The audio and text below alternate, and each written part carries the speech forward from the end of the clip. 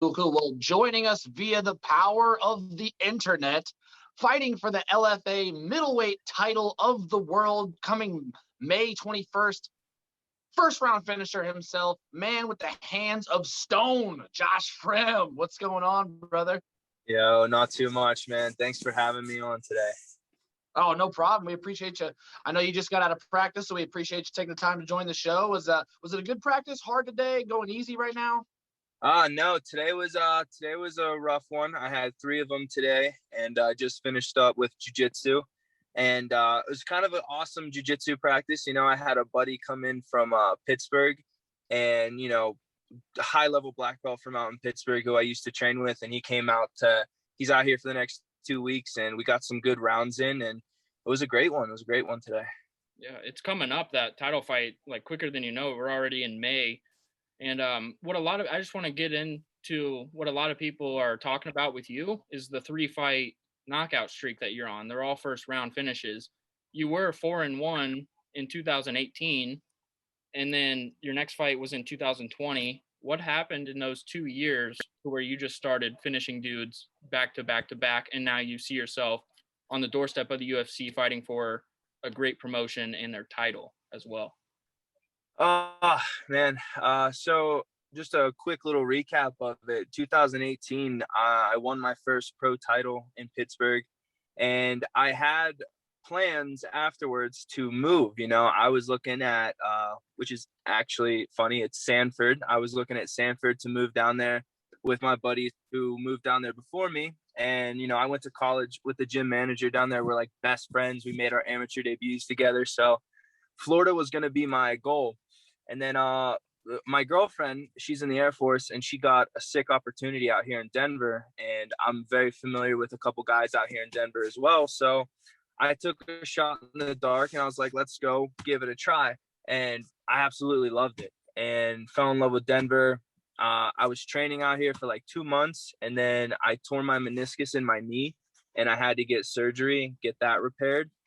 And then right when I get back, like probably 2 months after I get back from that surgery, I'm just about to sign a bout agreement, and I break my orbital right here in training, like the day after Christmas, and then heal up from that. And then right when I healed up from that, COVID hits. So like, it's been pretty much injury that's kept me out. Like if I wasn't on the mats, the only reason I wasn't on there is because I wasn't medically cleared to be on the mats, Yeah, that makes a lot of Well, sense.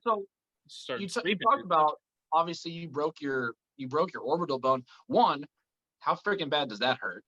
And two, what kind of, when you guys are sparring, I guess, how tough is it sometimes to gauge if you guys are both on the same page? If somebody's kind of sparring a lot harder than you, at what point do you have to be like, hey, pump the brakes, man? I've got things I've got to fight for. You might not be fighting right now, so we gotta figure this out so we're not getting injured. Yeah, I mean, to the first one, and the first question, it actually didn't hurt that bad. The shock, honestly, when I ripped my glove off and I like pressed my face and I could feel it moving, and I was like, I don't know if I can cuss, but I won't. But so like, yeah, if you need to, man. That's cool. It didn't hurt that bad. But the night after I went to the hospital, that was pretty bad before I took the pain pills they gave me. But as far as like the sparring that caused that, I was actually beating up a UFC heavyweight pretty bad. And the last 10 seconds of the round, I was trying to take it easy on him. I was catching him with some shots, and he had a fight coming up. So I was like, I hear the click, click, click. I'm like, all right, I'm just going to shoot in, hold him against the fence. And what do you know? He throws a knee right up the middle with no knee pads or nothing.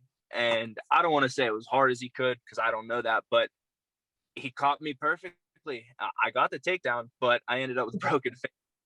I really lost that battle, but there's no animosity there. Like he's a cool dude. It was a honest mistake.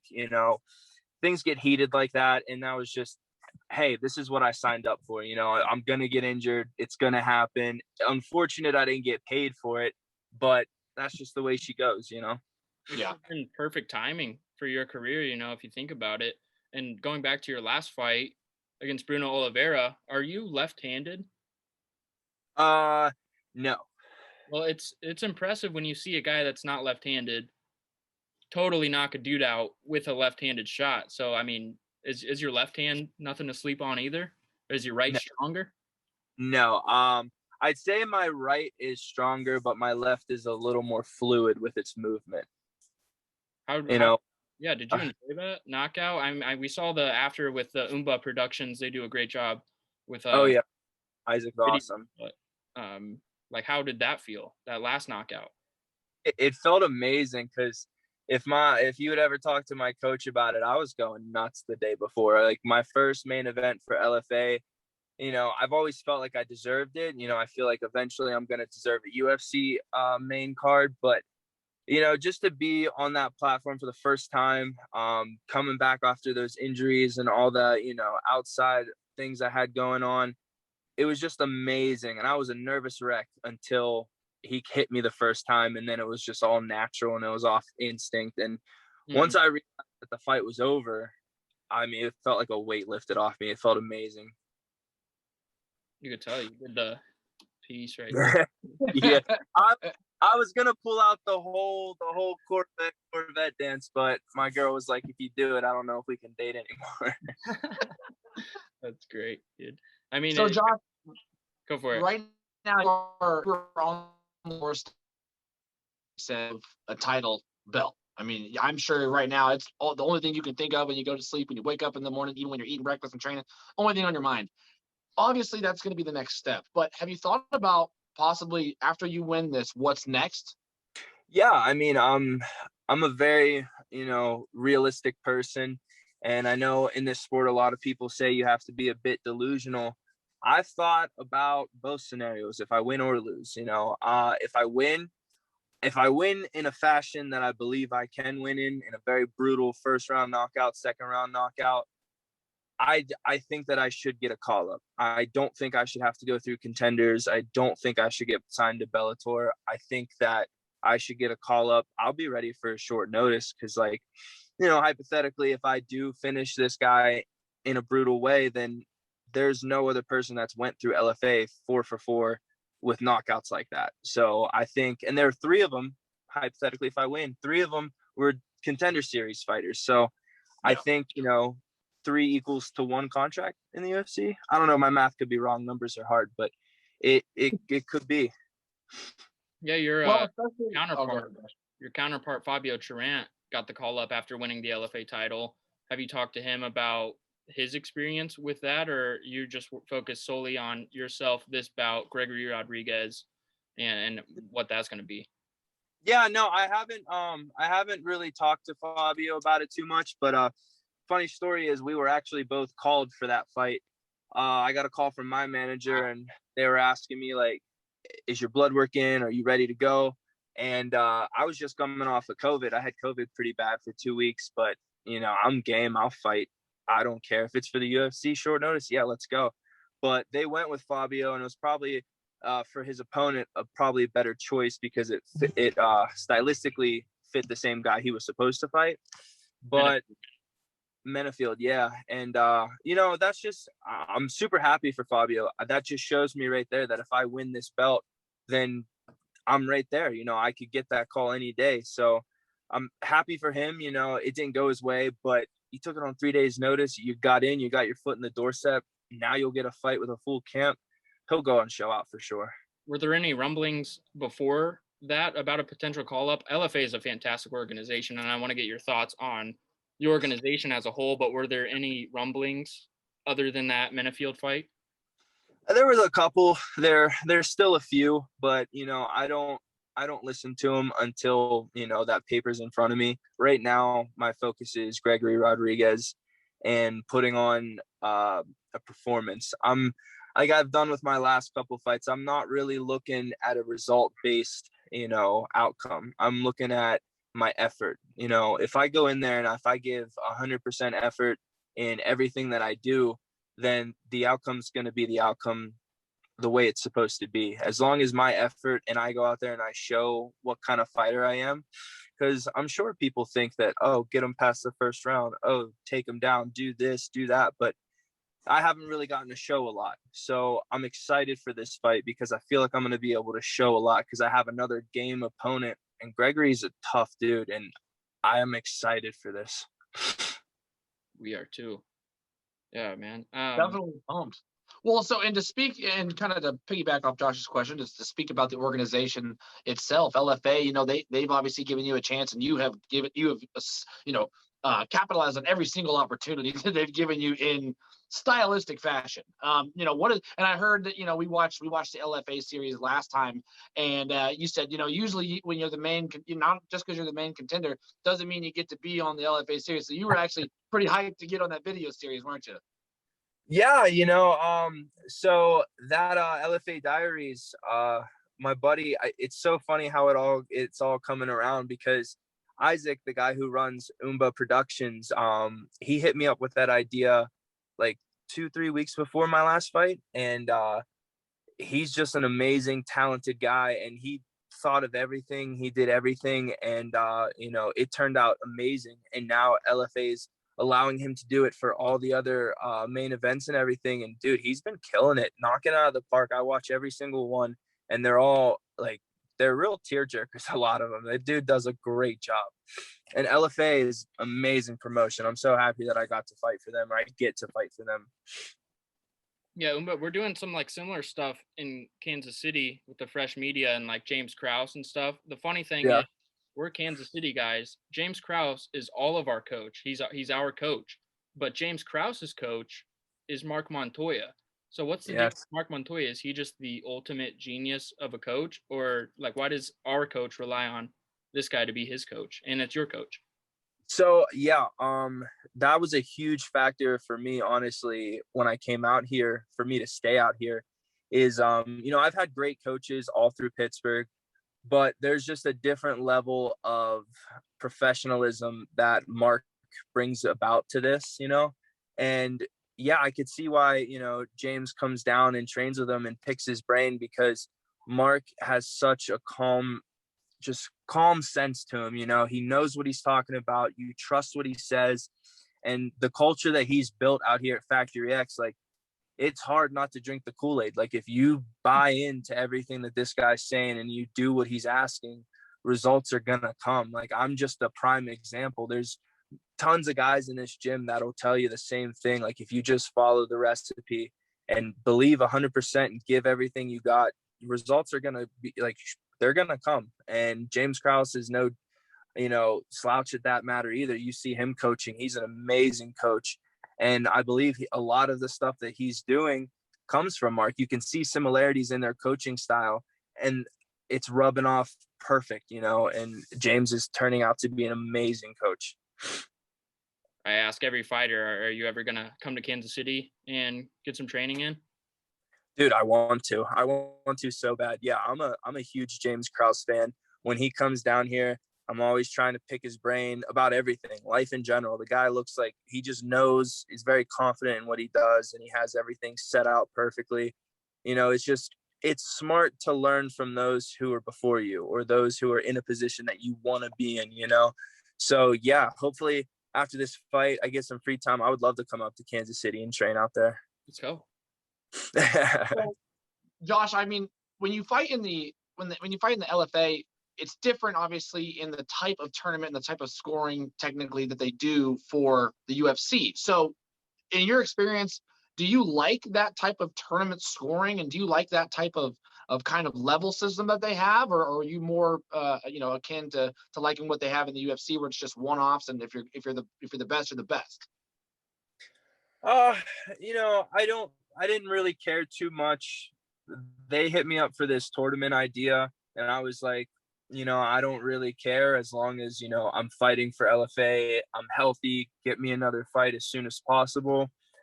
Honestly, if it's a tournament, if it's a one-off, I don't care. I just, let me fight, let me go out there and, you know, show what I've been putting so much work into. It's kind of pointless if you put so much work into something and you can't ever show it, you know? So yeah, as long as I can fight, hey, whatever it is, it is. Is there anything that you've seen maybe from the way that the organization handles things that you would like to see at the bigger level at all?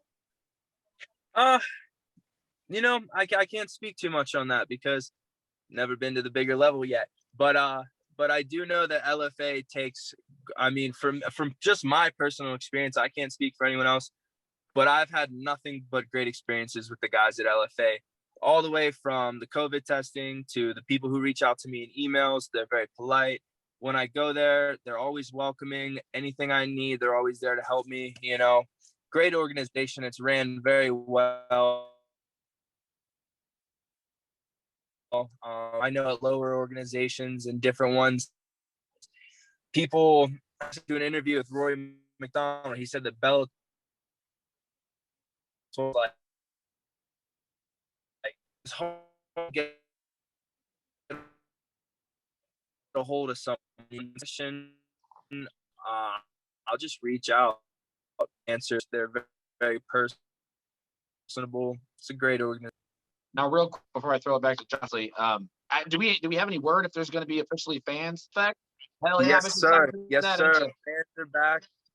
Fans are back, and I really enjoyed fighting. You can say there was no fans, but when I fought in South Dakota, there was a couple fans there. I think they were family members of the medical staff or something. Dude, it's going to be a packed house, obviously, but there's going to be people in the stands getting drunk, screaming, and they'll be fighting. That sounds like a Yeah, definitely. And are you going to Josh, you got any more? Yeah, are you going to be walking? Sorry, I had it was lagging for a sec. We're in a radio station, for God's sakes, But, what are you going to be walking out in the Dice Team shirt? Because I don't know what the Dice Team is, but it just seems like the credentials are you have to be an absolute savage / killer, and then you can be a part of the Dice Team. James Krause is a part of it. Jerry Prohaska, Josh Fremd. What is the Dice Team? That's a cool group of names to be in. No, I don't really know the deal with the Dice Team. I think I did a little research on it, and I think it's like a gambling thing or like some type of I'm honestly I don't know what it is, but it is awesome. Like they have the shirts are cool. I think the people that they're getting behind is really cool. I feel like an idiot, but no, I don't have too much knowledge to explain enough about that. That's all right. I was talking to Blake earlier, and I was asking him, I don't know what the Dice Team is. I'm going to ask Josh what it is. Yeah, he asked me. I said, hell, I don't know. It looks pretty cool. I mean, I want to be a part of the Dice Team, but I don't think I can be yet. I'm not qualified. Yeah. But I don't know.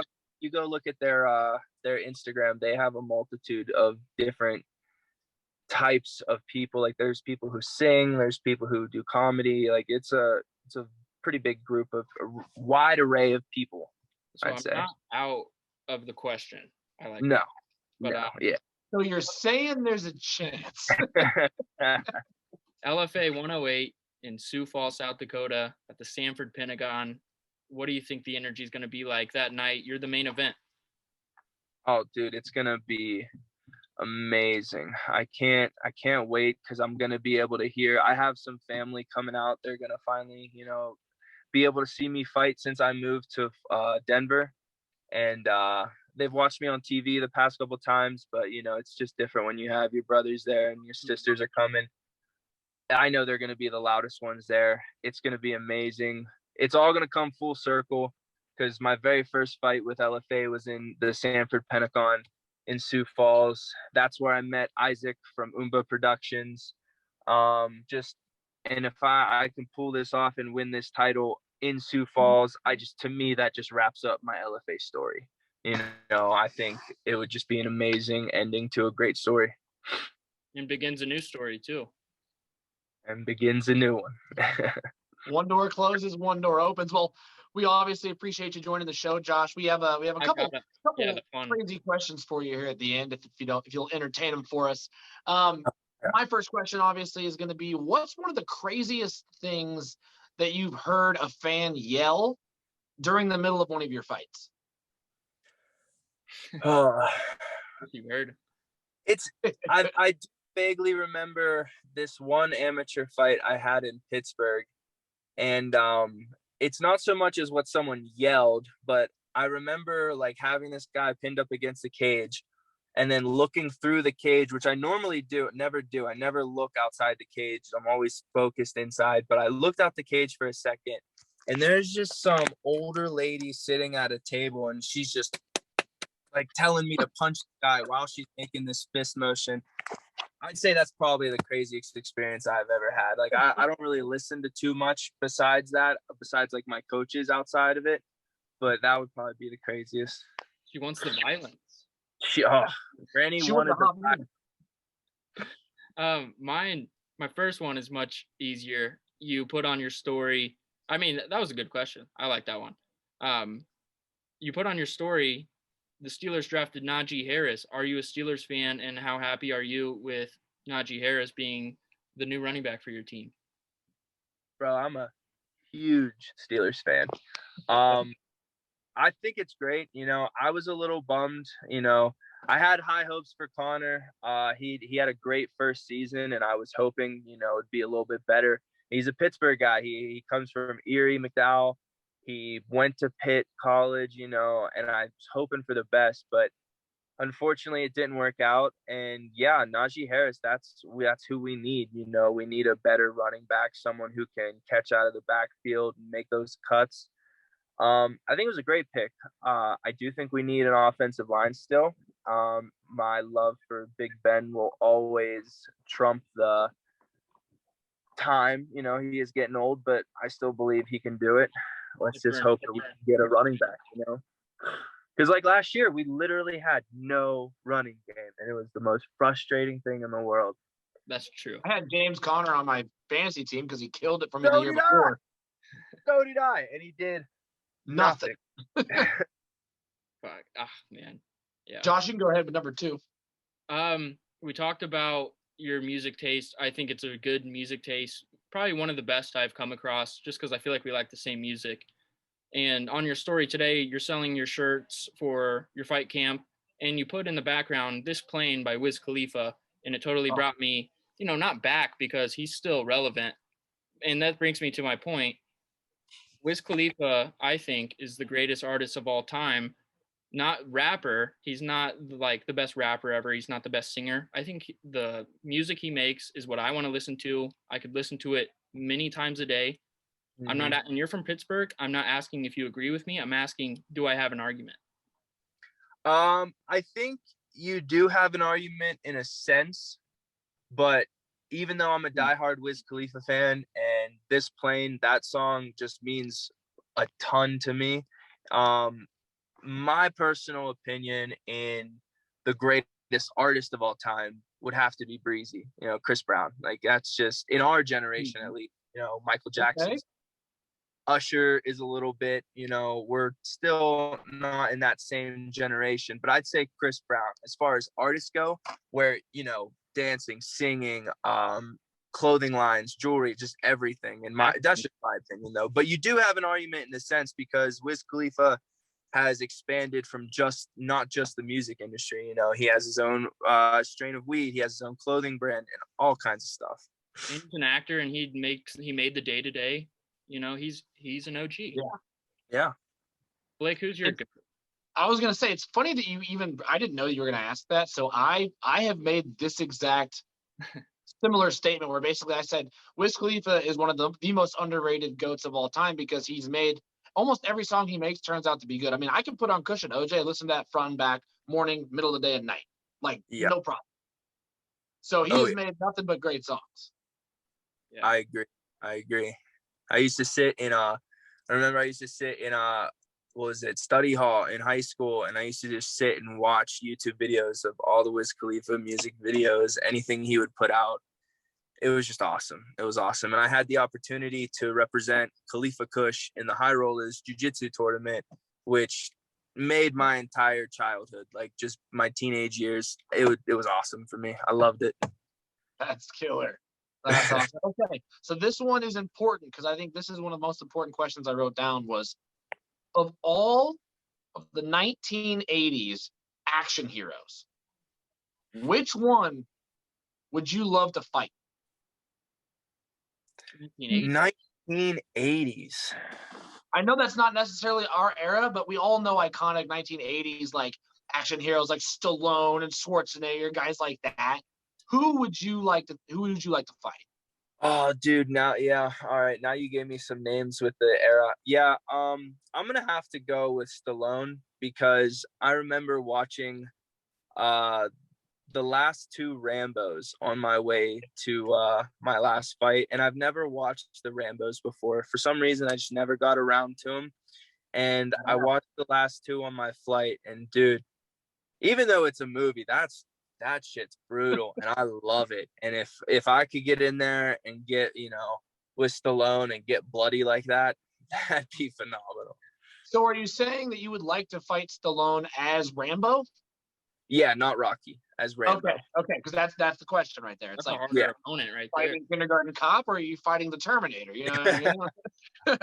I don't know which one's tougher, the Kindergarten Cop or the Terminator.